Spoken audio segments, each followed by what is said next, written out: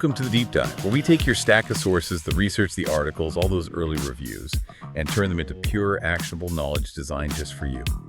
Today, we're definitely shifting gears and getting a little dirty.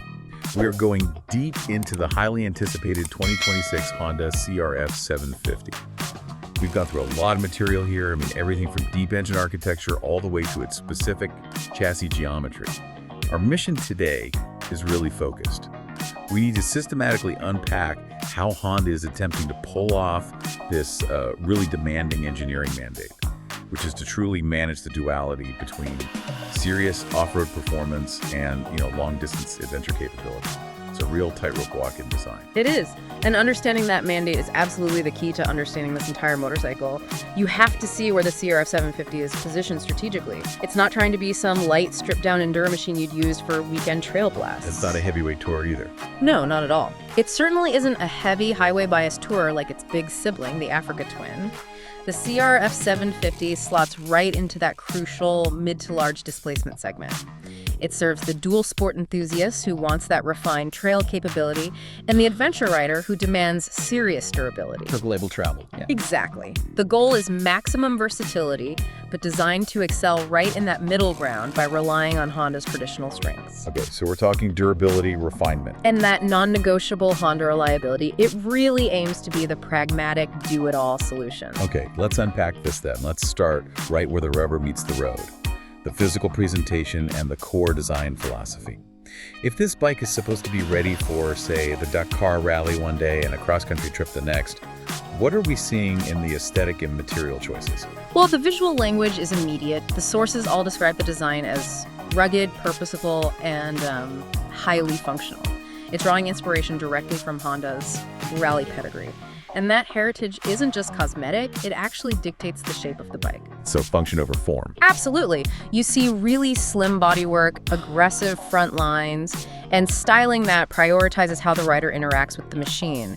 That slimness, for instance, isn't just for looks. It allows the rider far greater mobility when you're standing up on the pegs. Which is essential for off-road control. It's everything for off-road control. And beyond that, the build quality is paramount. Sources highlight that component selection leans toward being, over-engineered. So durable plastics, strong subframes. Exactly. We are talking about things like high-strength subframes designed for heavy luggage loads and protection that's designed to truly withstand harsh environments and long-term abuse, not just survive a mild spill. That structural integrity is mandatory for an adventure machine. But as you said, the aesthetic is just the starting point. Let's dive into the core mechanics. This is where the rubber hits the road, literally. Yeah. What specific engineering choice powers this blend of highway stability and technical trail capability? That dual personality is engineered directly into the powertrain. The heart of the CRF750 is a parallel twin engine. And crucially for our audience, Honda has specified a 270-degree crank angle. This isn't just some arbitrary number. Right, explain that, because a standard parallel twin is what, 180 degrees? Typically, yeah. The 180-degree crank can sound efficient, but it often feels a little flat, a bit buzzy. By using the 270-degree phasing, the engine's firing order mimics the feel and sound of a V-twin. Okay, and why does that matter for this bike's mission? It provides a very distinct, lumpy, and predictable power pulse. And that pulse is absolutely vital for providing superior traction feel when you are riding on loose surfaces. Like deep gravel or mud? Deep gravel, mud, you name it. It makes the power delivery incredibly tractable and predictable. So it's really tuned for feel and control, not just for raw horsepower numbers on a spec sheet. Exactly. The tuning emphasizes strong, accessible low and mid-range torque. That smooth torque delivery is what allows for precise technical off-road maneuvers without needing a ton of throttle. It's what prevents those sudden, unwanted slides. But the sources do confirm there is still ample horsepower higher up in the rev range. So you still feel confident on the highway? Confident and stable, yeah. For maintaining speed or executing quick overtakes, it's a very calculated compromise, focused entirely on usability. All right, this is where the engineering gets really tricky for me. How does the physical structure, the chassis, the suspension, manage that inherent trade-off? You need that long travel to soak up huge trail hits, but long travel usually means compromised stability on high-speed pavement. That is the structural conflict every designer of a capable adventure bike faces, and the solution here really lies in the frame and the geometry. The CRF750 uses a lightweight but extremely rigid frame. That rigidity is key. Why is that so important? Because it ensures that even with that long travel suspension, which is tuned for both control and comfort, the bike doesn't feel vague or flexy when you push it hard or load it up. We're talking about long travel suspension components, probably premium units from Showa or KYB that are specifically tuned to achieve that smart compromise. Meaning they're compliant enough for the long haul, But they maintain enough progressive firmness to resist bottoming out on aggressive trail features. But I did see some sources reviewing early models suggest that while this compromise is genuinely smart for, 90% of adventure riding, it does result in a noticeable reduction in that high speed, say 75 mile/hour stability compared to pure road bikes. How does Honda mitigate that feeling that comes from a high center of gravity and the off-road geometry? That's a great point. That perceived instability is a direct result of the high ground clearance and geometry you need for agile off-road turning. Honda addresses it primarily through the management of the bike's rake and trail figures. The sources suggest a geometry setup that leans slightly towards stability over, say, lightning-fast steering. And what about weight? The positioning of the engine and the fuel mass is critical. While the bike does have high ground clearance, efforts were made to centralize the mass as low as possible. This careful weight distribution keeps the machine feeling planted on the highway, inspiring confidence in high-speed corners, while also making the bike surprisingly manageable off-road. Even for riders stepping up from smaller bikes. Exactly. It's all engineering focused on balancing those very specific forces. That's fascinating, that hidden balancing act of geometry and mass centralization. Which brings us neatly to the next critical layer, the electronics package. Moving from raw mechanical capability to convenience and safety, what sophisticated tech brings this bike fully in line with current adventure standards? For a modern adventure bike, the electronics aren't just an add-on. They are integral to managing that mechanical capability we just discussed. And the central piece of that puzzle is the inertial measurement unit, or IMU. The IMU, right. This unit continuously measures the bike's lean angle, its pitch, and its yaw.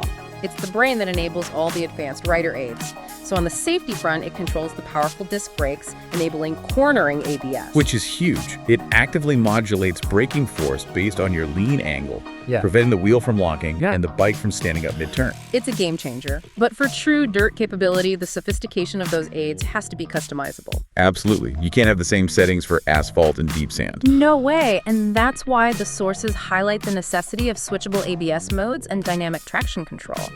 On technical trails, you need to be able to disable ABS on the rear wheel entirely, maybe to intentionally lock it up for a slide turn. And the traction control can't be too intrusive. Right. The ability to tailor braking behavior and adjust the intervention levels of traction control through ride-by-wire ensures the bike is not overmanaging you when you need aggressive performance. So beyond safety, what are we looking at for convenience? The usual suite of modern features: adjustable engine braking, multiple levels of traction control, and importantly, multiple dedicated ride modes. So rain, gravel, off-road, that kind of thing. Exactly. These modes let the bike instantly adapt by adjusting power delivery and ABS intervention. And it's all managed through a modern digital display with smartphone connectivity, designed to be perfectly visible even under harsh desert sunlight. Technology is essential for control. But on a machine like this, designed for multi-day trips, the rider is the ultimate limiting factor. How comfortable and well thought out are the ergonomics for those long, challenging days in the saddle? Comfort was a huge focus, especially when you compare it to lighter, more Spartan dual sports. The CRF750 offers a highly functional, upright riding position. You've got wide handlebars for excellent leverage, and a seat that is described as supportive, which is a definite upgrade over pure trail bikes. But the real key is the optimization for both seated and standing riding, isn't it? It is. That's the critical design element here. The narrow profile of the tank where the rider stands ensures you have good knee grip and control. It minimizes the energy you expend during those technical sections. That ability to seamlessly and comfortably transition between sitting and standing is a core feature. And what about those long highway drones between trails? Fatigue is a real issue there. Precisely. And Honda significantly improved wind protection compared to its smaller dual sport offerings. Managing that constant wind blast is crucial for reducing fatigue. Plus, they fully integrated practical features. The The design accommodates a passenger comfortably and provides robust, factory-ready mounting points for luggage. Hard or soft bags? Neither one. This bike is really designed to be loaded up and ridden straight out of the showroom for a multi-week expedition. So we've established its versatility, its refinement, that reliability pedigree. Let's put it into context. Where does the CRF750 actually slot into the incredibly competitive mid-size adventure bike space? What does this mean for the consumer who's already looking at, say, a Tenere 700 or a KTM 790? It's diving directly into that highly contested space, yeah. It's competing with books that are all trying to find that perfect balance. The primary contenders, like the Yamaha Tenere 700, might offer a slightly simpler, perhaps more rugged feel. A bit more analog. A bit more analog, yeah. While machines like the KTM 790 or 890 often emphasize maximum raw dirt performance. So where's Honda's leverage point? What's their main advantage? It lies squarely in their established reputation. Unmatched reliability, superior component refinement, and a distinctly user-friendly riding experience. While competitors might sacrifice some refinement for that last ounce of aggressive performance, the CRF750 promises dependable capability without the often associated complexity or the need for constant high-level maintenance. So the CRF750 isn't really aiming for the rider who lives for competition or the rider who never leaves the asphalt. Correct. The target market is the intelligent utilitarian. The adventure riders, the long-distance explorers, the dual sport enthusiasts who seek that highly desirable trifecta: performance, comfort, and most importantly, durability. It's for the rider who wants a single machine that can handle daily commutes, weekend trails, or cross-continental journeys without needing a pit crew. It sounds like Honda's comprehensive answer to that versatility mandate we started with. I think it is. The 2026 Honda CRF750 really does appear to be a sophisticated evolution in the adventure lineup. By focusing on that balanced engine tuning, that 270-degree crank feel, and integrating sophisticated tech like the IMU to manage the chassis, it offers a profoundly compelling package. It's a statement that you can, in fact, aim for a single motorcycle that feels both agile in the dirt and comfortable on the highway. And that idea of engineered balance leads us to a final provocative thought for you to consider. We spent a lot of time on how the suspension and geometry strike a smart compromise between aggressive firmness and compliant comfort. But if your primary focus as a rider shifts strictly to extreme technical off-road trails, Hard enduro territory.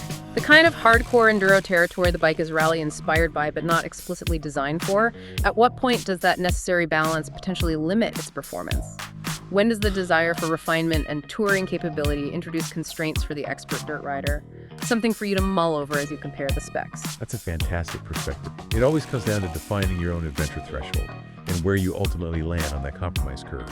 That was the deep dive into the 2026 Honda CRF750. We hope you feel thoroughly informed and ready to start planning your next great journey.